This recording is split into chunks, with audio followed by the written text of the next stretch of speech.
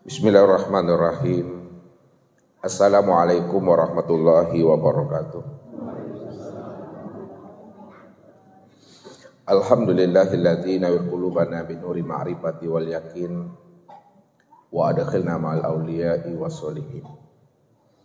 Wassalatu wassalamu ala sayyidina Muhammadin nabiyyi sayyidil mursalin wa ala alihi wa sahbihi rasulillahi ajma'in. Faqala Allahu ta'ala bil Qur'anil Karim, a'udzu billahi minasyaitonir rajim, bismillahirrahmanirrahim. Hal ata 'alal insan hinun minad dahri lam yakun syai'an mazkura. Shadaqallahul azim.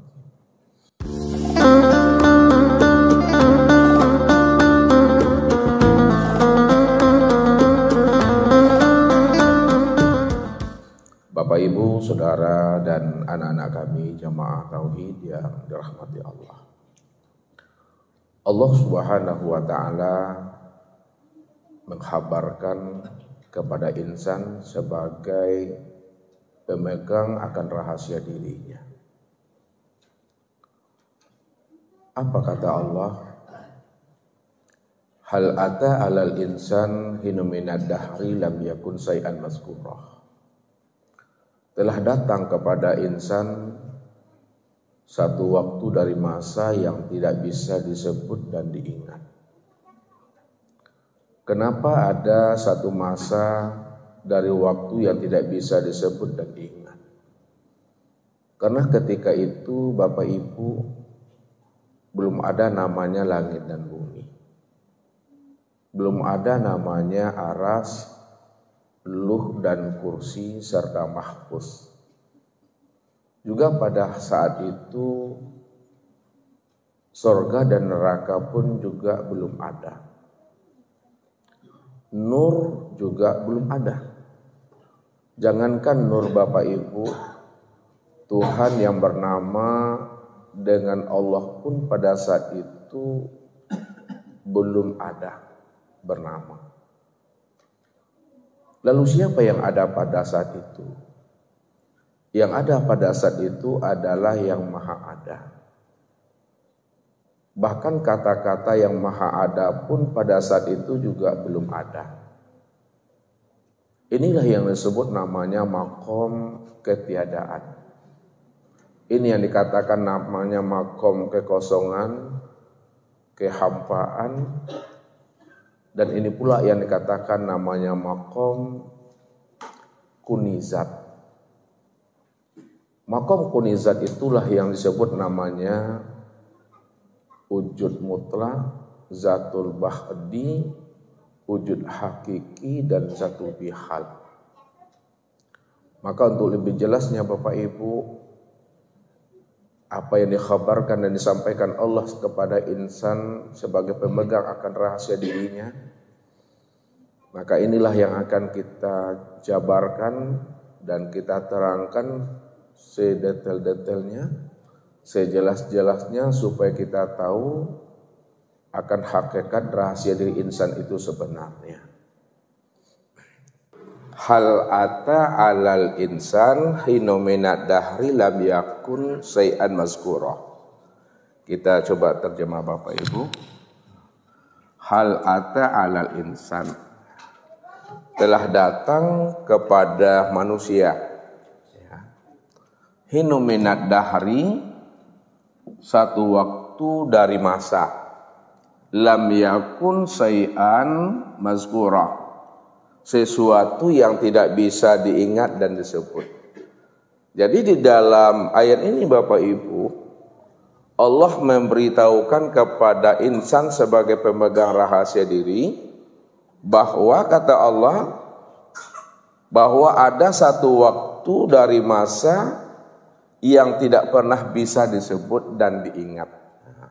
Kenapa ada satu waktu dari masa yang tidak bisa disebut dan diingat Bapak Ibu? Karena pada saat itu belum ada namanya ruang dan waktu. Pada saat itu belum ada namanya masa. Ya. Kalau tidak ada ruang dan waktu, tidak ada namanya masa, maka alam semesta pun juga belum ada. Langit dan bumi belum ada Bapak Ibu. Aras, luh, kursi dan mahfuz juga belum ada. Surga dan neraka juga belum tercipta. Awal, akhir, zahir dan batin juga belum ada. Nur juga belum ada, Bapak Ibu. Jangankan nur, Tuhan yang bernama dengan namanya Allah juga belum ada disebut dan dikenal pada saat itu. Kalau belum ada sesuatu nama di situ, lalu siapa yang ada pada masa itu? Pada masa yang tidak bisa diingat dan disebut. Yang ada pada saat itu, Bapak Ibu, ini yang disebut namanya yang maha ada. Kata-kata yang maha ada pun juga belum ada. Jadi memang tidak bisa disebut, tidak bisa diingat. Ini yang dikatakan maqam la sautun wala harfun. Tidak ada huruf dan tidak ada suara, tidak ada kata dan tidak ada lafaz. Kalau tidak ada huruf, lafaz dan kata, maka masa dan waktu yang diberitahukan Allah kepada manusia yang tidak bisa disebut, ini yang disebut namanya maqam ketiadaan. Makom ketiadaan itu yang disebut namanya makom kehampaan, makom kekosongan. Makom kehampaan, kekosongan dan ketiadaan, ini yang disebut namanya kunizat. Kunizat itu yang disebut namanya zatul bihal, zatul hak, wujud mutlak, atau namanya wujud yang hakiki. Yang berdiri dengan sendirinya adalah yang maha ada itu. Yang maha ada itulah yang dikatakan namanya Tuhan. Walaupun kata yang maha ada juga belum ada, namun segala yang ada pada hakikatnya tidak ada. Dan yang tidak ada itulah wujud yang sebenar ada. Wujud yang sebenar ada itu yang disebut namanya Tuhan. Ini yang disebut namanya makom qiyamuhu binafsihi itu.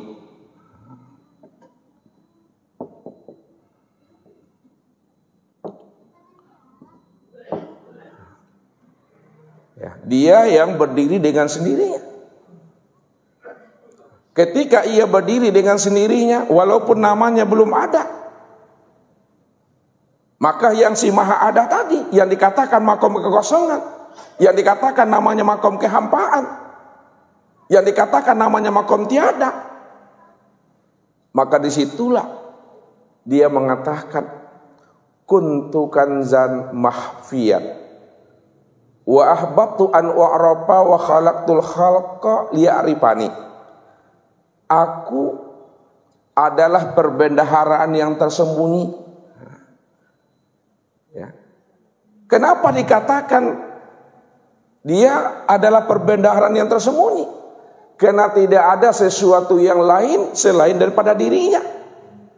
Belum ada namanya nur, belum ada namanya alam semesta. Dia yang cuma yang ada dengan sendirinya di situ. Itulah dia mengatakan kuntu kanzan mahfiyan wa ahbabtu an u'rafa wa khalaqtul khalqa liya'rifani. Aku adalah perbendaharaan yang tersembunyi, lalu aku ingin dikenal. Siapa aku? Siapa diriku? Karena aku ingin dikenal siapa aku dan siapa diriku. Wa khalaqtul khalqa liya'rifani. Maka aku ciptakan sesuatu itu dari diriku supaya dia mengenal aku, bahwa akulah sebenarnya yang wujud dan nyata pada dirinya. Inilah yang disampaikan, yang diungkapkan oleh yang namanya zatul bihal, oleh yang namanya wujud mutlak, oleh yang namanya kunizat, atau yang disebut namanya dengan tiada itu. Maka pada makom inilah yang disebut namanya makom Tuhan itu, Bapak Ibu. Jadi sebelum Tuhan menciptakan segala sesuatu dari dirinya sendiri, Tuhan itu berimajinasi, Bapak Ibu. Tuhan itu berpikir di alam nazarnya. Alam nazar itu disebut namanya alam pikir Allah. Makanya dikatakan alam nazarullah. Jadi alam pikir Allah atau alam nazarullah ini ada 3 Bapak Ibu. Ya, alam pikir Allah ini ada 3. Yang pertama disebut namanya alam azali.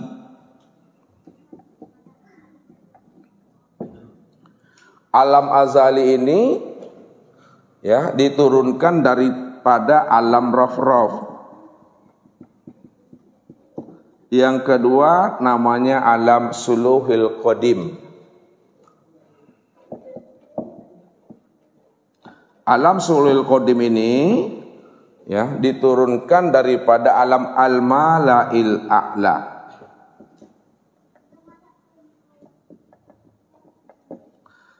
Dan yang ketiga disebut namanya alam tanzizi qadim.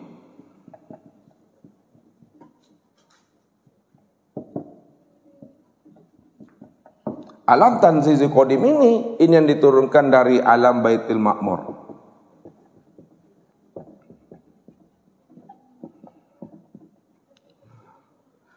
Jadi alam azali, alam suluhil qadim, alam tanzizi qadim ini yang disebut namanya alam nazarullah, alam pikir Allah atau alam imajinasi Tuhan, atau disebut namanya alam Tuhan.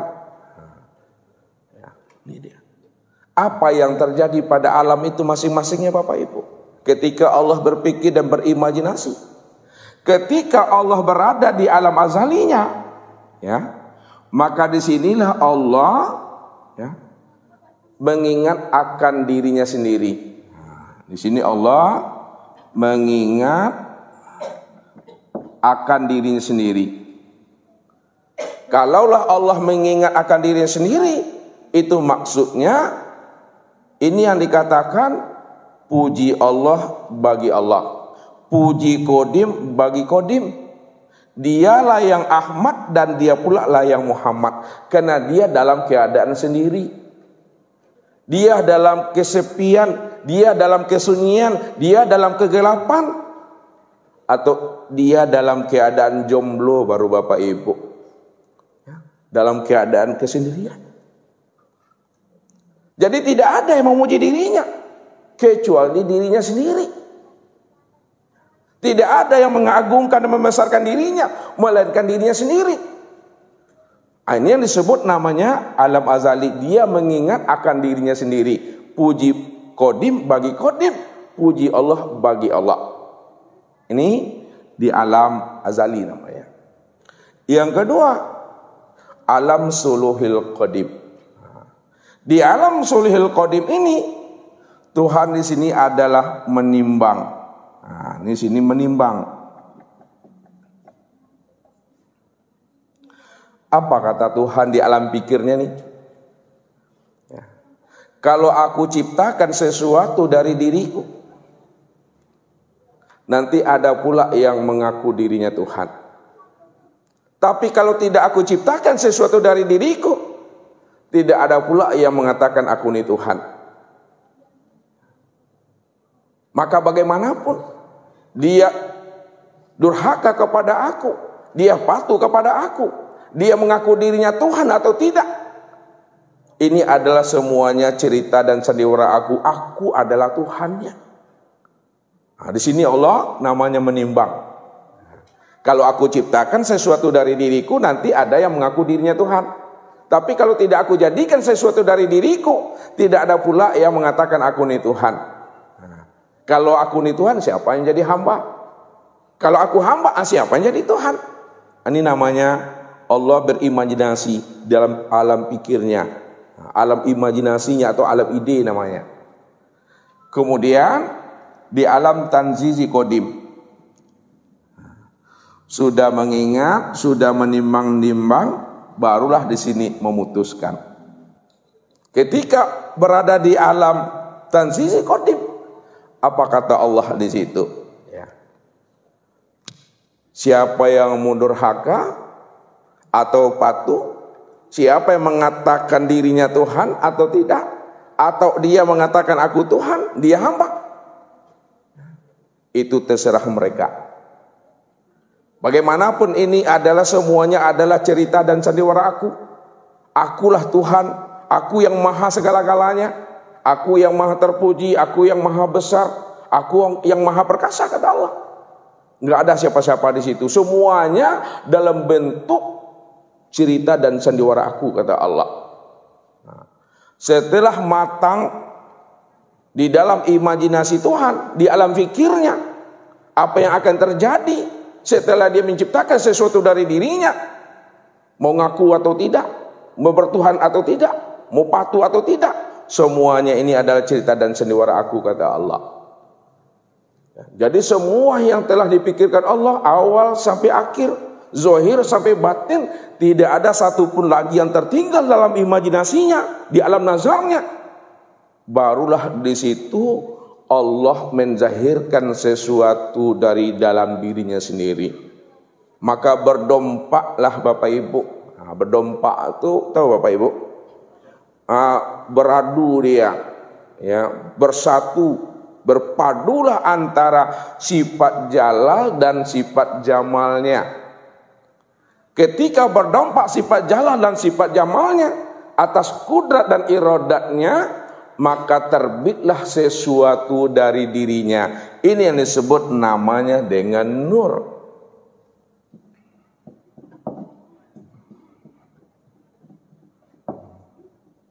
Ini yang disebut namanya dengan nur. Ketika telah terbit sesuatu dari dirinya yang namanya nur, lalu Tuhan pun bertanya kepada nur. Apa kata Tuhan? Man ana wa man anta. Siapa diriku dan siapa engkau? Apa jawaban nur itu Bapak Ibu? Anta, anta, ana. Engkau ya engkau, aku ya aku. Lalu Allah bertanya kembali. Man anta wa man ana. Siapa dirimu dan siapa diriku? Apa jawabannya? Ana, anta. Aku ya aku, engkau ya engkau. Lalu Allah bertanya untuk yang ketiga kalinya. Man ana wa man anta. Siapa aku, siapa dirimu? Lalu dia mengatakan anta, ana. Engkau ya engkau, aku ya aku. Karena nur ini merasa dirinya yang berdiri dengan sendirinya. Dia merasa dirinya yang qadim. Dia merasa dirinya itu ya, yang ada secara mutlak. Karena dia nur, dia terang. Ibarat bola lampu ini Bapak Ibu. Ini lampu 10 watt berhadapan dengan lampu yang 25 watt. Dia merasa dia yang terang. Makanya dia tidak pernah mengaku anta, ana, aku, engkau.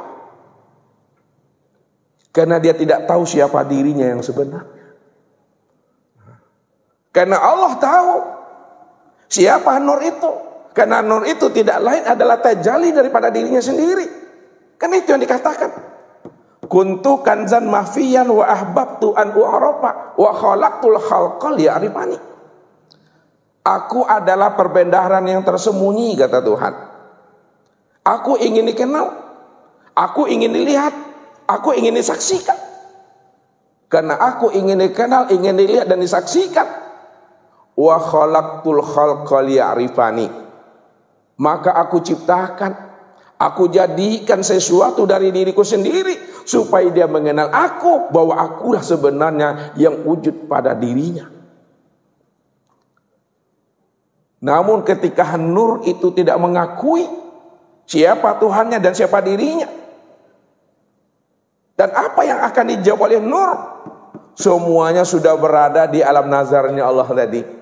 Sebab kalau aku jadikan sesuatu dari diriku, aku terbitkan sesuatu dari diriku, pasti nanti dia akan mengatakan dialah Tuhan. Ada yang patuh nantinya. Tapi semuanya itu dalam cerita aku, dalam imajinasi aku, karena aku ingin dikenal, kata Tuhan. Karena nur ini tidak mengenal akan rahasia dirinya. Dan nur itu juga tidak mengenal siapa yang bertanya kepada dirinya. Maka disinilah Tuhan mengatakan kepada nur itu, jika engkaulah yang dikatakan diri yang mutlak, engkau yang Tuhan, yang berdiri dengan sendirinya, maka menghilanglah engkau. Aku akan mencari akan dirimu. Kalau aku sudah mampu menemui dirimu, siapa dirimu? Nanti engkau pula yang akan mencari dan menemui aku. Siapa aku yang sebenarnya? Apa yang dibuat Allah? Rencana ini sebenarnya Allah ingin menunjukkan akan rahasia dirinya, supaya nur itu mengenal siapa dirinya yang sebenarnya. Maka hilang dan lenyaplah nur ini, Bapak Ibu. Kemana dia akan hilang dan lenyap? Karena dia berada di dalam nurun ala nur. Dia berada di dalam nurnya Allah. Ketika dia hilang, dia terlenyap di hadapan Allah, katanya. Namun dia tidak sadar bahwa diri yang di dalam nurnya Allah. Maka dengan mudahlah Allah menemui akan dirinya. Setelah nur itu ditemui oleh Allah akan dirinya, maka apa kata Allah? Sekarang engkau pula yang akan mencari dan menemui aku. Aku akan hilang, aku akan lenyap dan sirna di hadapan dirimu. Namun ingat kata Allah, ketika aku hilang dan lenyap, kita tidak akan pernah berjumpa dan bersua lagi. Maka pada saat itulah Bapak Ibu, yang namanya Allah lenyap sirna ke dalam dirinya. Ke dalam dirinya nur ini. Ibarat pisau Bapak Ibu. Ya, ini pisau. Ketika pisau ini belum punya sarung, maka pisau ini, diri pisau ini dibuatnya sarung. Setelah sarungnya siap dibuat oleh pisau, maka pisau pun sirna lenyap masuk ke dalam sarungnya. Maka ketika Allah lebur, ketika Allah lenyap, ketika Allah sirna, maka lebur, lenyap, sirna dan hilangnya Allah tiada lain lebur dan lenyap di dalam dirinya nur. Maka ketika itulah nur tadi mencari Bapak Ibu. Wasawa ala di kusainya 7 petala langit, 7 petala bumi, barat, timur, ya, utara, selatan, dicarinya ala panjang-panjang lalek nur tadi Bapak Ibu, mencari namanya nur Allah itu, tak berjumpa, tak kunjung bersua Bapak Ibu. Ala capeklah latihannya nur tadi itu mencari yang namanya nur ilahi tadi. Disitulah dia terduduk Bapak Ibu.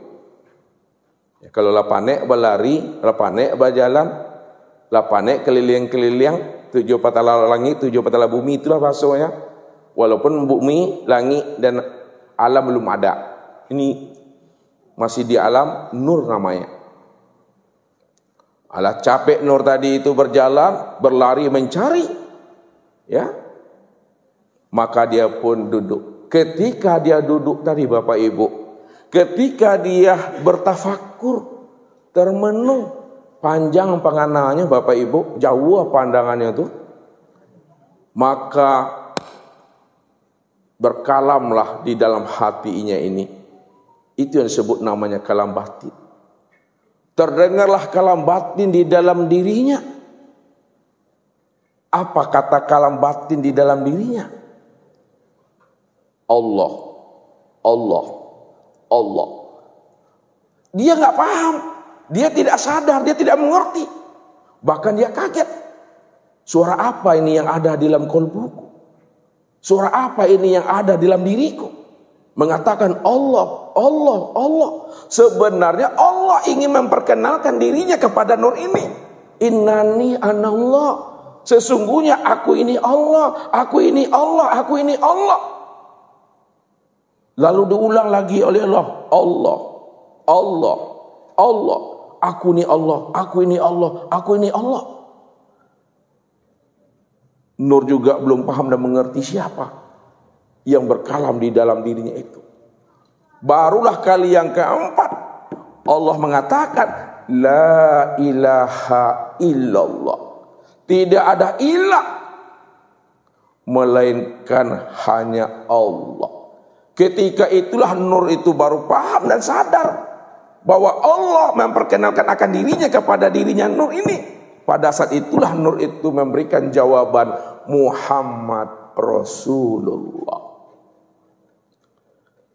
Barulah nur itu paham dan mengerti bahwa Allah sedang memperkenalkan dirinya kepada dirinya sendiri. Anta Rabbi wa ana abduka. Disitulah pengakuan nur, engkau adalah Rabbku dan aku adalah hambamu.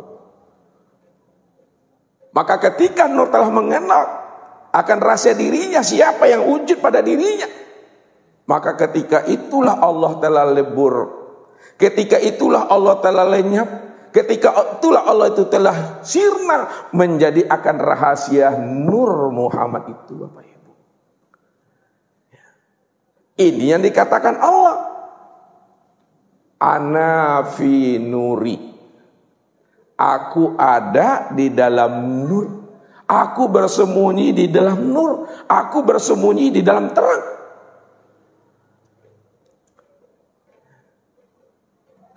Jadi kalau kita ingin mencari dan menemui Tuhan, tidak bisa lagi Bapak Ibu kita mencari dan menemui Tuhan. Karena Tuhan itu telah lenyap dan sirna menjadi rahasia Nur Muhammad itu. Maka kenalilah Nur Muhammad. Siapa Nur Muhammad? Tilik bahwa di dalam Nur Muhammad masih ada diri. Ini yang dikatakan. Baca alam pada diri, baca diri di dalam diri. Di dalam diri ada diri, di dalam diri masih ada rahasia diri. Di dalam rahasia diri itu aku, kata Allah. Jadi kalau kita ingin mencari dan menemui Tuhan, cari dan temuilah Tuhan itu di dalam diri sendiri. Wa fil ardi ayatun lil mukminin wa fi anfusikum afala tubsirun, kata Allah. Bahwa pada alam itu terdapat tanda-tanda kewujudan rahasia diriku juga pada dirimu. Kenapa tidak kamu pikirkan, kata Allah, sesungguhnya aku telah wujud pada dirimu sendiri. Ketika Allah itu telah lebur dan lenyap di dalam diri Nur Muhammad, dan Nur Muhammad telah menyadari pula bahwa yang masuk, yang lenyap, yang menjadi rahasia dirinya itu tidak lain adalah Tuhannya. Maka ketika itu Bapak Ibu, barulah ada namanya Allah. Jadi Allah itu bukan nur yang memberi nama. Allah itu nama yang diberi oleh diri Tuhan itu sendiri. Disinilah menentukan siapa yang khalik, siapa yang makhluk. Siapa yang abid, siapa yang makbud. Siapa zat dan siapa sifat. Inilah untuk menentukan dan membedakan siapa Tuhan, siapa yang hamba. Siapa yang zat dan siapa pula yang sifat. Siapa yang khalik dan siapa pula yang makhluknya. Ini makomnya. Setelah 125.000 tahun, nur itu tercipta dari dirinya sendiri. Maka pada saat itu pula lah Allah mengambil sumpah kepada sekalian ruh. Kenapa Allah mengambil sumpah dari sekalian ruh?